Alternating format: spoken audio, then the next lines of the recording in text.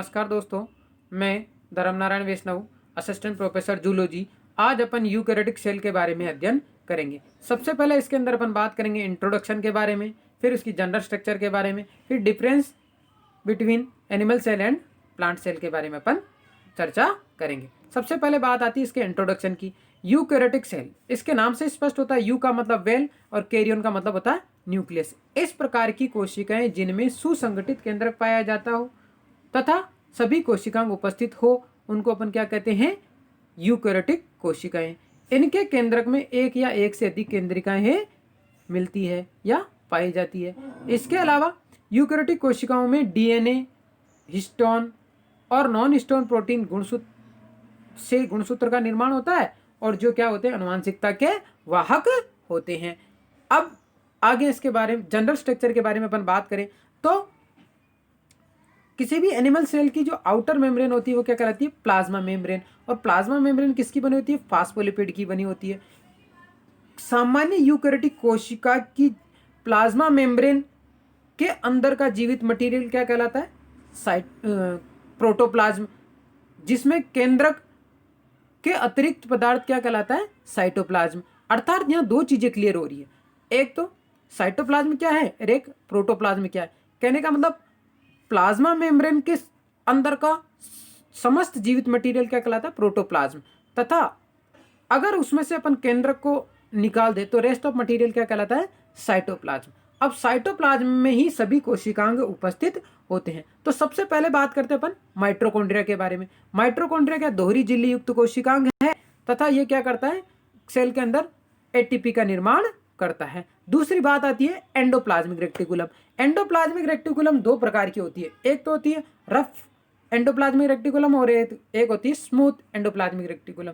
Rough endoplasmic reticulum किसके साथ होती है? उसके ऊपर राइबोसोम पाए जाते हैं, जबकि स्मूथ एंडोप्लाज्मिक रेक्टिकुलम किसकी बनी होती है? लिपिड की बनी होती है या लिपिड मॉलिक्यूल की बनी होती है। अब next Golgi apparatus. Golgi apparatus cell के अंदर दूसरे सेल ऑर्गन्स का निर्माण करने का काम करता है। अब उसके बाद अपन आते हैं सेंट्रोसोम, जो किससे मिलकर बना होता है? सेंट्रियोल से। और ये क्या है? कोशिका विभाजन के समय तंतु तंतु का निर्माण करता है।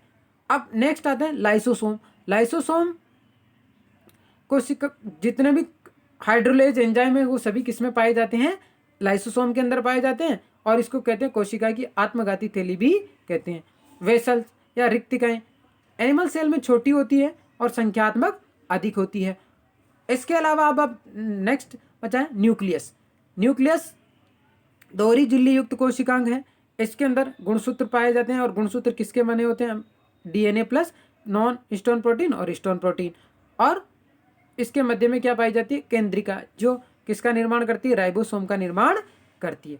इस प्रकार से एक सेल की जनरल स्ट्रक्चर के बारे में अपन ने बात की। अब नेक्स्ट आता है डिफरेंस बिटवीन एनिमल सेल और प्लांट सेल, कि एक जंतु कोशिका और पादप कोशिका में अंतर क्या है।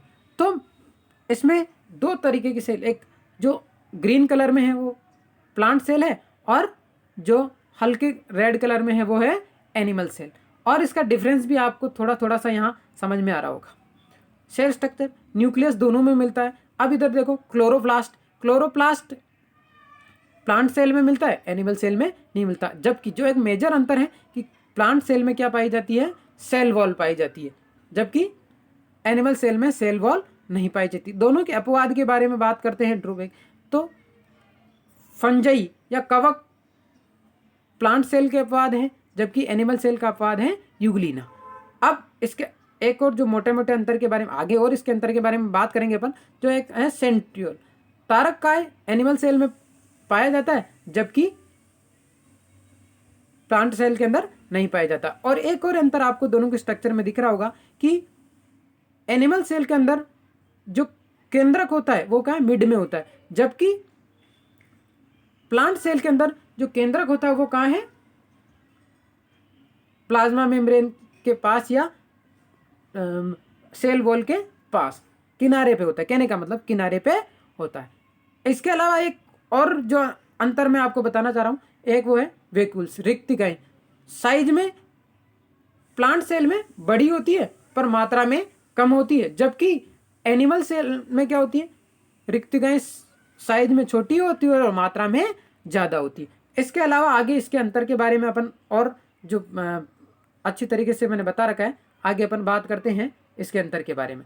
तो सबसे पहला जो मेजर अंतर है प्लांट सेल और एनिमल सेल में वो क्या है, कोशिका झिल्ली के बाहर सेलुलोज की बनी मृत कोशिका भित्ति पाई जाती है, जबकि जंतु कोशिका में कोई कोशिका भित्ति नहीं पाई जाती।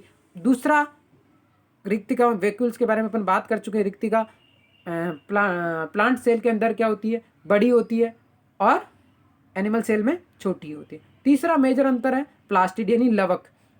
प्लांट सेल के अंदर प्लास्टिड या लवक पाए जाते हैं जो कई प्रकार के हो सकते हैं, जैसे क्लोरोप्लास्ट, क्रोमोप्लास्ट, ल्यूकोप्लास्ट, इस तरीके के कई तरह के लवक उसके अंदर पाए जाते हैं, जबकि एनिमल सेल में लवक अनुपस्थित होते हैं। तारककाय, अब प्लांट सेल के अंदर शैवाल और कवकों को छोड़कर अन्य सभी में तारककाय या सेंट्रोसोम अनुपस्थित होता है, जबकि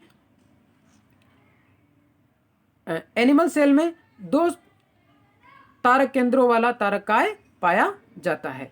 इसके अलावा अगला कि एनिमल सेल के अंदर क्या होता है कि प्लाज्मोडेस्माटा नहीं पाए जाते, जबकि उनमें क्या होता है, प्लांट सेल में क्या होता है, प्लाज्मोडेस्माटा पाया जाता है।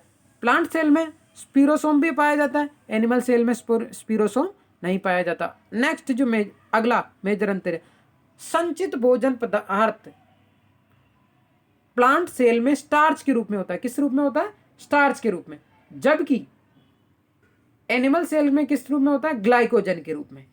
अगला और नवा जो मेजर इंपॉर्टेंट अंतर है, कोशिका विभाजन के समय जब जो दो डॉटर सेल बनती है तो प्लांट सेल के अंदर क्या होता है, पट्ट का निर्माण होता है, कोशिका प्लेट का निर्माण, जो विभाजन होता है कोशिका प्लेट के द्वारा विभाजन होता है, जबकि एनिमल सेल में जो जीव द्रव्य 2 भागों में डिवाइड होता है वो खांच या फरोज जिसको बोलते हैं अपन, खांच के द्वारा 2 भागों में विभाजित होता है। इस तरीके से अपन ने 9 अंतर, जो मोटे मोटे अंतर है एक प्लांट सेल और एक एनिमल सेल में, उनके बारे में आज बात करी। शुरू से अपन वापस उसको बात कर लेते हैं कि कोशिका झिल्ली के बाहर सेलुलोज की बनी कोशिका भित्ति पाई जाती है किन में, प्लांट सेल में, जबकि एनिमल सेल में नहीं पाई जाती। रिक्तिकाएं क्या होती है, बड़ी होती है किसमें, प्लांट सेल के अंदर, जबकि एनिमल सेल में छोटी और मात्रात्मक अधिक होती है। एक और अंतर जो इसमें मेंशन नहीं किया है, केंद्रक क्या होता है, जो मैंने पहले ही बात कर चुका हूँ, प्लांट सेल के अंदर किनारे पे होता है, जबकि एनिमल सेल में क्या होता है, केंद्रक सेंटर में होता है।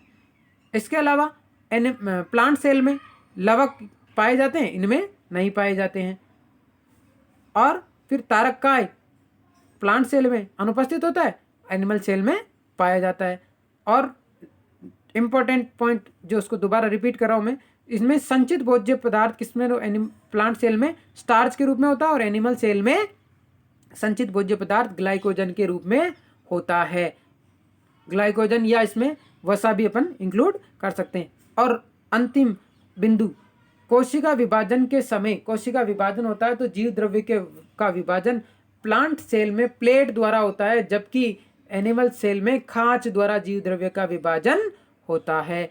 इस तरीके से आज अपन जिन टॉपिकों पर चर्चा की वो है इसके इंट्रोडक्शन के बारे में और इसकी स्ट्रक्चर के बारे में और प्लांट सेल और एनिमल सेल में क्या अंतर है। अब नेक्स्ट क्लास में अपन हर एक कोशिकांग के बारे में विस्तार से बात करेंगे, जिसमें सबसे पहला आएगा प्लाज्मा मेम्ब्रेन के बारे में अपन विस्तार से नेक्स्ट क्लास में पढ़ेंगे। थैंक यू, धन्यवाद।